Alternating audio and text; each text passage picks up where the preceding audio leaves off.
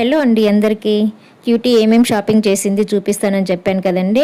ఈరోజు చూపిస్తాను చూడండి. ఇలా షాపింగ్కి వెళ్ళాము. ఇది ఏఎంఆర్ షాపింగ్ మాల్ అండి, హెచ్బి కాలనీలో ఉంటుంది. మొన్న వాళ్ళ ఫ్రెండ్స్ని కలవనీకి వెళ్ళింది. సో నన్ను కూడా రా మమ్మీ నువ్వు షాపింగ్ చేసుకో, నేను మా ఫ్రెండ్స్ని కలిసి అలాగే ఇద్దరం షాపింగ్ చేసుకొని వద్దామని.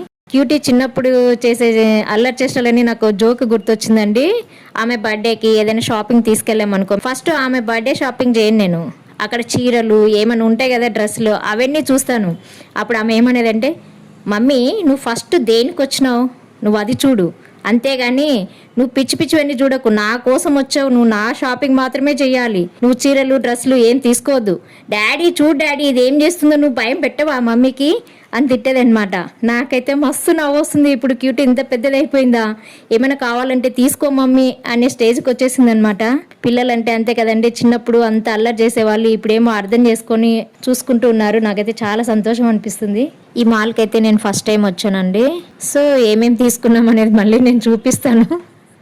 ఇక్కడ కూడా ఏమైందంటే ఆమె తీసుకునేది తక్కువ, వాళ్ళ డాడీ కోసం అన్నయ్య కోసం తీసుకుంది. అన్ని డ్రెస్సులు తీసుకుంది, ట్రయల్ రూమ్లోకి వెళ్ళి అన్ని ట్రయల్ చేసింది. సో మళ్ళీ వద్దు, ఇంత కాస్ట్ ఎక్కువ అవుతుంది, వద్దు నాకేం ఇంత ఖర్చు ఇప్పుడు నా గురించి నేను పెట్టుకోను వద్దు అనేసి అన్నీ అక్కడ పక్కన పడేసింది. కొన్ని నైట్ వేర్కి ఇంట్లో వేసుకోవడానికి తీసుకుంది. ఒక డ్రెస్ మాత్రం మంచిగా తీసుకుంది. ఇంకా లాస్ట్లో షాపింగ్ అయిపోయిన తర్వాత క్యూటీ ఏమో కేఎఫ్సీ తీసుకుంది, నాకేమో స్వీట్ కార్న్ ఇప్పించింది. అవి తినేసి ఇంకా ఇంటికి వచ్చేసాం షాపింగ్ చేసుకొని. ఇక్కడ కూడా క్యూటీ బిల్లు కట్టేసింది. పాపం అనవసరంగా పిలుచుకొని పోతుంది. ఆమె కోసం అంటూ ఏమీ తీసుకోదు, మళ్ళీ అన్నీ ఇంట్లోకే తీసుకుంటుంది. సో నేనైతే ఏం తీసుకోలేదండి. ఇదండి క్యూటీ ఈరోజు షాపింగ్ చేసింది, బట్టలు ఇవన్నీ.